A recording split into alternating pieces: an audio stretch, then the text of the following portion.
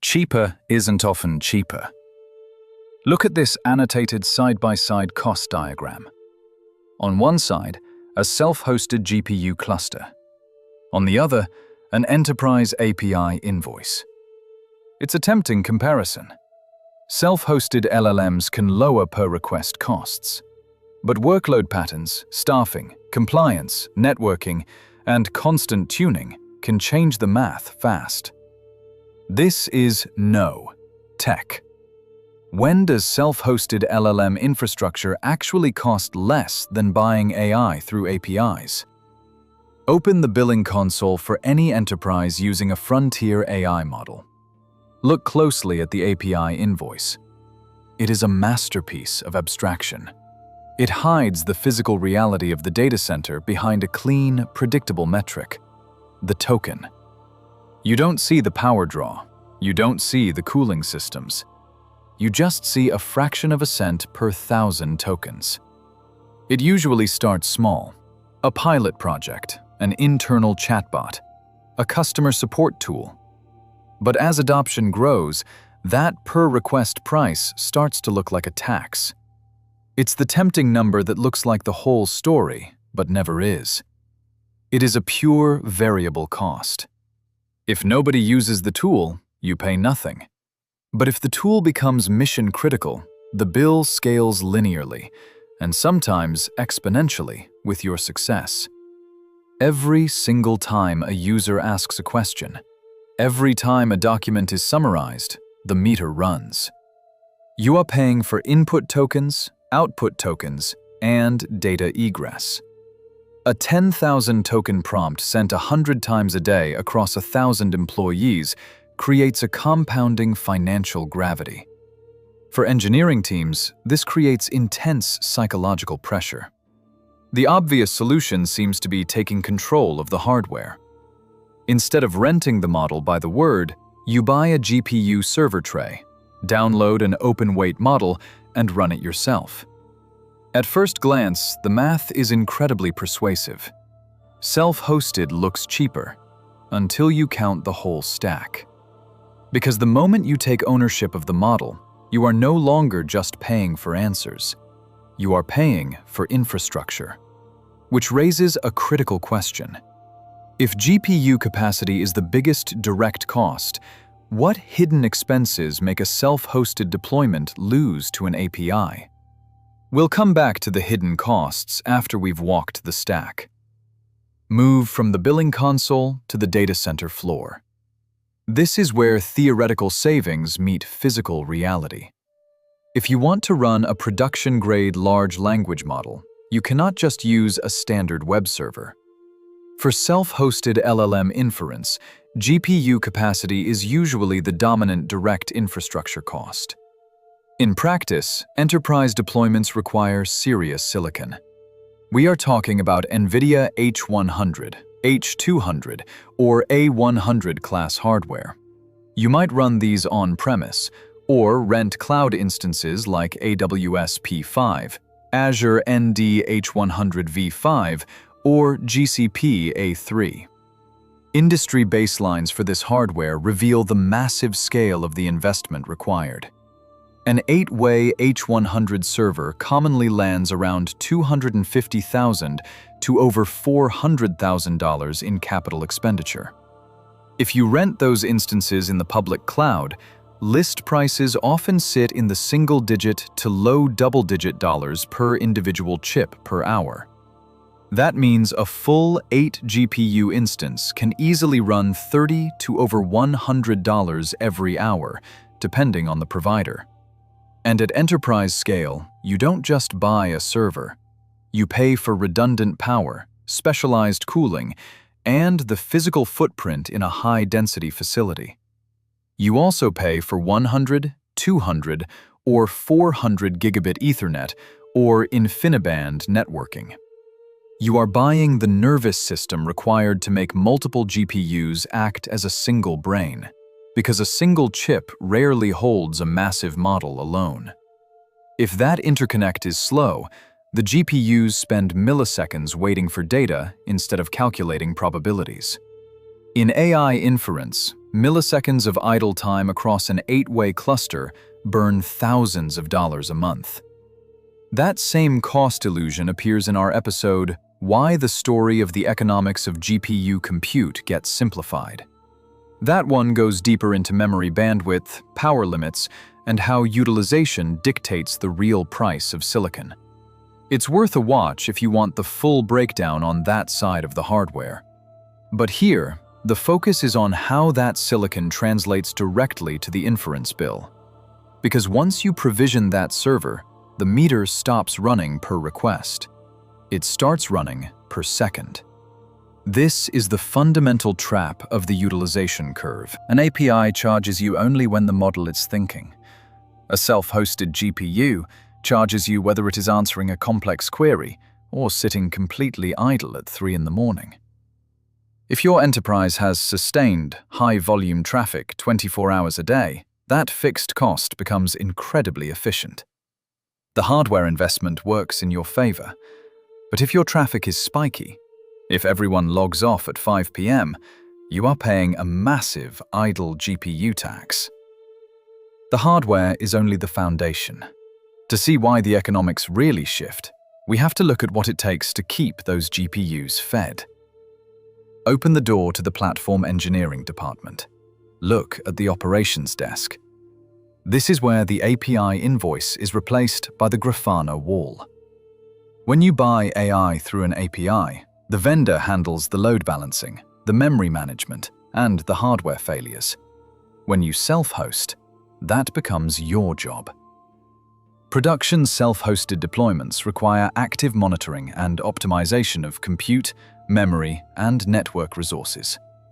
You are not just running a model. You are running a distributed system. You need a serving stack like vLLM, TensorRT LLM, or Triton Inference Server. You need Kubernetes or Ray to orchestrate the containers. You might assume your new cluster will effortlessly process 2,000 tokens per second. Then a user submits a massive PDF, and the throughput collapses to 0. Suddenly, the GPU memory fills up with the KV cache, the temporary memory required to keep track of context. Every word a user types, and every word the model generates, has to be stored in high-speed memory, so the model remembers the conversation. If 50 users paste a 10-page document at the exact same time, the compute cores might be completely idle, but the memory is entirely full. The system cannot accept new requests. Your expensive hardware is now serving a fraction of the users you modeled for. A red-lined dashboard becomes a daily reality. To fix this, you need engineers. You need a platform team to manage the cluster, tune the NCCL parameters, and optimize that memory cache through continuous batching. The GPU bill is only the first line item. Staffing, networking, storage, compliance, and tuning keep moving the total. And then there is the security perimeter. Security incidents have pushed this investment higher. The 2023 Samsung employee data leakage via ChatGPT proved that raw models are a massive corporate risk. If data cannot leave your perimeter, you have to build an internal API gateway. You need identity and access controls, audit logging, and prompt retention policies. You need retrieval infrastructure, like a vector database or a search index, to ground the model in your own data. You need evaluation harnesses to measure hallucination rates. The 2024 Air Canada chatbot liability case, where the airline was forced to honor a fake policy invented by its AI, proved that unverified outputs carry severe governance and financial risks. You need red teaming and jailbreak testing before you ever expose the endpoint to a real user. You need to meet governance standards like SOC 2, ISO 27001, NIST AI RMF, or HIPAA.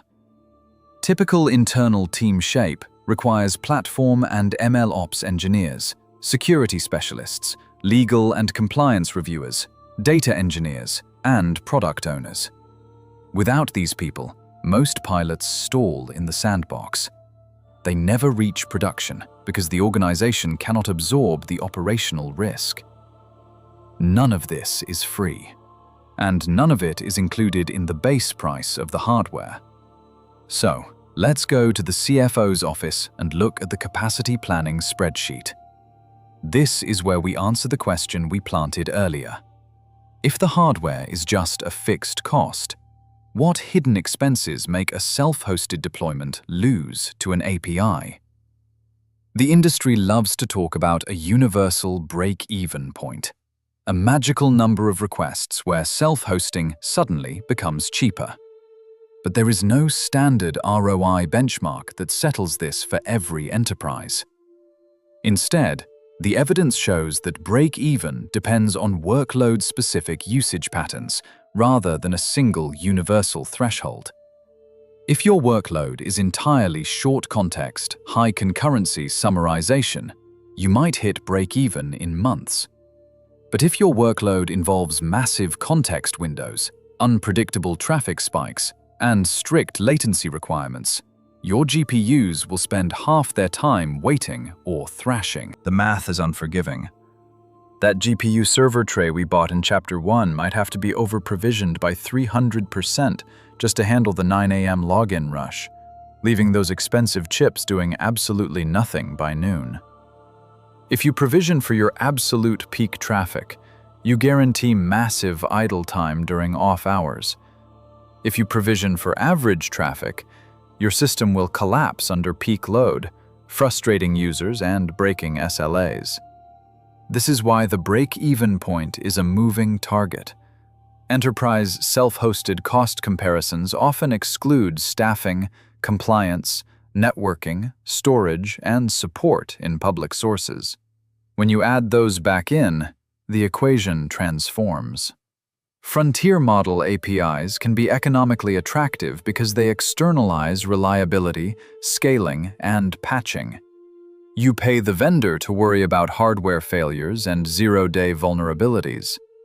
But you also accept their rate limits, their terms of service, and the risk of vendor lock-in. API pricing can be simpler to start with, and may be economically favorable for some teams, especially when hidden operating costs of self-hosting are included. The entire journey compresses into 3 rules. GPU capacity sets the floor. Operations set the slope. Workload shape decides the winner. Self-hosted can win, but only when utilization and control outweigh the operating burden. Cheap inference can be expensive infrastructure. Let's go back to the object we started with. The annotated side-by-side cost diagram. That API invoice might look expensive, but it represents a fully managed service.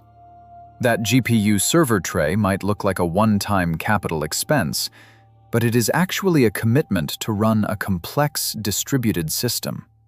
The Grafana wall proves that operations never stop. The real cost of an LLM deployment is not the request price alone, but the full operating burden of inference. GPU capacity, monitoring, compliance, networking, and constant tuning. Once inference becomes your problem instead of your vendor's, the bigger question is, which workloads actually justify owning the stack end-to-end? We track the evidence, the bottlenecks, and the operating trade-offs that decide whether AI infrastructure saves money or just moves the bill. Comment with which would stop your migration first: inference GPU capacity or the staffing and tuning overhead that follows it. See you at the next systems breakdown.